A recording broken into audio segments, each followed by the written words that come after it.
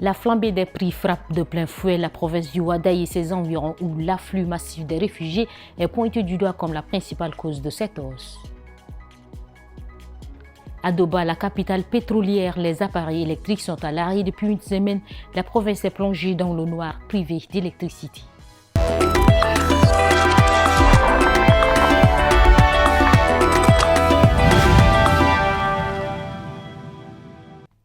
Bonsoir et bienvenue à tous. Avec l'arrivée massive des réfugiés dans la sous-préfecture de Farchana et ses alentours dans la province du Ouaddaï, le coût de vie a considérablement augmenté. Logement, nourriture, transport, plus rien n'est épargné face à cette situation. Les consommateurs n'ont Dieu que pour pleurer. Dans les Polgamon, rendu par Baylassom Emmanuel. En quelques années, Farchana est passé de l'anonymat à l'un des points névralgiques du pays. Fuyant la guerre par centaines de milliers, les réfugiés soudanais sont notamment accueillis dans cette sous-préfecture, amenant les organisations humanitaires à s'y installer en nombre. Conséquence, les prix des denrées alimentaires, des articles et d'autres biens ont doublé, voire plus. Quand nous avions fait notre arrivée en 2021, une chambre se louait à 10 000 francs. Un coq s'achetait entre 1 500 et 2 000 francs. Avec 500 ou 1 000 francs, tu peux trouver de la viande. Maintenant, le prix de location d'une chambre est fixé à 30 000 francs et ne fait qu'augmenter. Un coq s'achète à 6 500 ou 7 000 francs. Le prix d'un koro du haricot est passé de 500 à 1 500 francs. Le tasse de poisson se prenait habituellement à 2 500 francs. Mais aujourd'hui, ça varie entre 5 000 à 10 000 francs. Comme je gère une cafétéria, je répercute la hausse sur les repas et j'essaie de faire comprendre la situation aux clients. Si elle est généralisée, la cherté de vie est particulièrement ressentie dans les localités qui accueillent les réfugiés. Très souvent, la spéculation des prix par certains commerçants est pointée du doigt.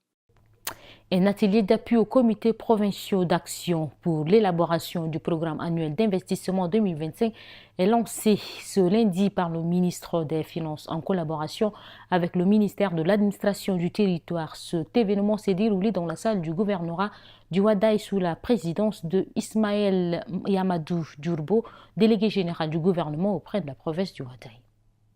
Cet atelier réunit une cinquantaine de participants venus des départements de Ouara, Asunga, Abougdam et Djourf Alamar, comprenant des délégués provinciaux des différents ministères, des chefs de services déconcentrés de l'État ainsi que des partenaires techniques et financiers. Son objectif est d'appuyer la province du Ouaddaï dans l'élaboration de son programme annuel d'investissement conformément au cadre de planification aligné sur les compétences territoriales.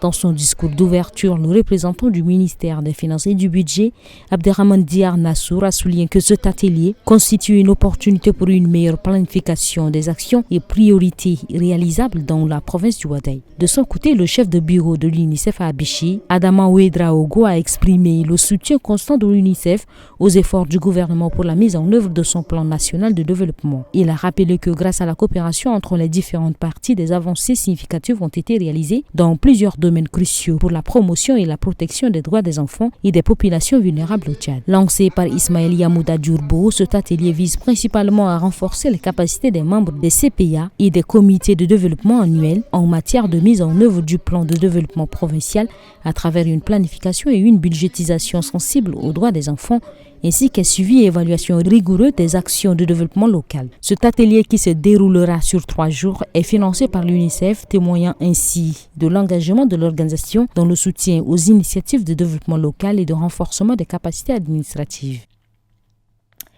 La deuxième phase du projet de lutte contre les inondations à Moundou est lancée. Ce projet, soutenu par l'Agence française de développement, fait suite à la première phase du PLIM, un vaste programme de gestion de l'eau dans la ville de Moundou. Adrien Baïwanoudi et Atara Naïdangarti. Cette deuxième phase du PLIM a pour objectif d'améliorer la protection de la ville contre les inondations et de renforcer les conditions de vie des habitants. Elle s'inscrit dans la continuité des investissements réalisés lors de la phase 1, notamment en matière de réhabilitation des réseaux de drainage, de construction de digues, ainsi que de renforcement des capacités de la mairie de Moundou en matière de gestion des déchets et d'entretien des réseaux d'assainissement. L'ambassadeur de France, Éric Gérard, a souligné que cette deuxième phase, d'un montant d'environ 8 milliards de francs CFA, bénéficiera à l'ensemble de la population de Moundou, en particulier aux habitants des quartiers concernés par les aménagements, soit environ 20 000 personnes. Au-delà des travaux d'ingénierie, ce projet s'inscrit également dans une approche durable, intégrant la sensibilisation des communautés et la protection de l'environnement, comme l'a rappelé le ministre de l'Eau et de l'Énergie. Ce projet s'inscrit dans une approche durable, intégrant sensibilisation communautaire et préservation de l'environnement. Mesdames et messieurs, distingués invités, les objectifs du PLIM 2 sont d'une double nature. D'une part, la réalisation des infrastructures hydrauliques de protection contre les inondations pluviales et fluviales. D'autre part, des mesures d'accompagnement pour renforcer la capacité des acteurs locaux à prévenir les risques d'inondation. Cette deuxième phase va durer 5 ans. La route reliant Doba à Bodo est en cours de réhabilitation, longtemps impraticable, surtout en saison des pluies. Le projet de sa réhabilitation est initié par les natifs de la localité avec l'appui du gouvernement dans l'espoir d'améliorer la circulation sur ce corridor stratégique. Tolobé Dieudonné et Rassemor Djumleila. Cette route reliant Doba à Bodo tente de se refaire une beauté. Il y a encore quelques mois, l'emprunté relevait d'un véritable parcours du combattant, surtout en saison des pluies.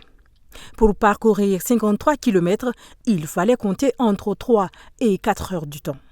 Face à cette situation, les natifs de la localité, avec le soutien du gouvernement, ont lancé la réhabilitation de cette importante route commerciale. Nous, on veut être un peu aisés.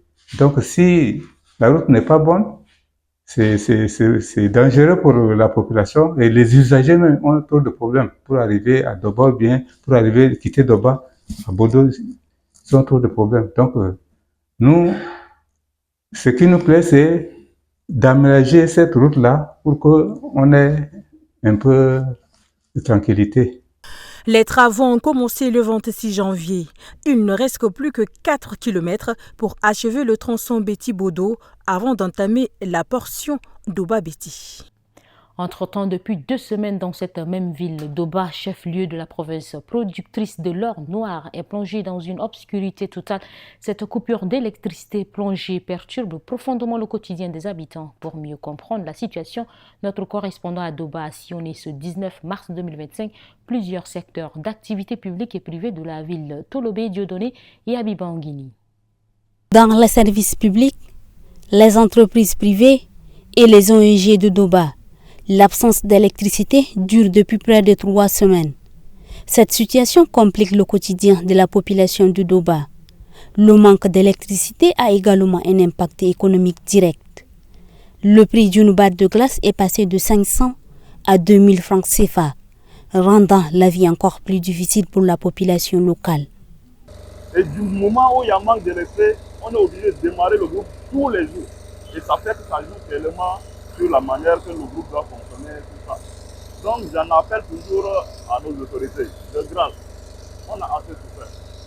Une ville qui produit du pétrole et qui n'a pas d'électricité, c'est lamentable. On va encore parler de l'existence d'une électricité dans la ville de Doba. Doba, c'est un gros village abandonné, on ne parle pas de l'électricité. Deux fois, c'est lorsque les autorités arrivent, d'abord les gens se grouillent pour nous laisser 1 heure, 2 heures d'électricité. Après eux, il n'y a rien. Comment imaginer qu'en avril, nos frères musulmans sont en Ramadan, depuis 1 semaine, il n'y a pas d'électricité. Ce n'est pas normal. La Société nationale d'électricité SNE de Doba attribue cette situation au manque de ravitaillement en carburant. Elle assure néanmoins que le problème devrait être résolu sous peu. Face à cette pénurie d'électricité, plusieurs services et ménages se tournent vers des solutions alternatives, comme les panneaux solaires, les groupes électrogènes, pour pallier le manque de courant. Rendons-nous cette fois-ci à Sarre où, dans une démarche inédite alliant santé humaine et animale, le gouvernement tchadien a franchi une nouvelle étape en faveur des communautés nomades du département du lac Iro le samedi 15 mars 2025. Le ministre de la Santé publique, Dr Abdelmadjid Abderrahim Mahamat, et son collègue en charge de l'élevage et de la production animale, le professeur Abderrahim Awatateib, ont inauguré un centre de santé à Roro, construit grâce à la coopération suisse. Par la même occasion, ils ont officiellement lancé une vaste campagne de vaccination conjointe des populations et du bétail. Reportage de Farid Brian Dokula. L'objectif principal de cette campagne est de protéger à la fois les éleveurs et leur cheptel contre les maladies infectieuses. Cette initiative, essentielle pour la santé des populations nomades, prévoit de vacciner 200 000 têtes de bovins, 500 000 petits ruminants et 150 000 nomades dans la province du Moyen-Chari. Le représentant de l'Organisation mondiale de la santé, Dr Abdoulaye Am, a salué cette approche intégrée.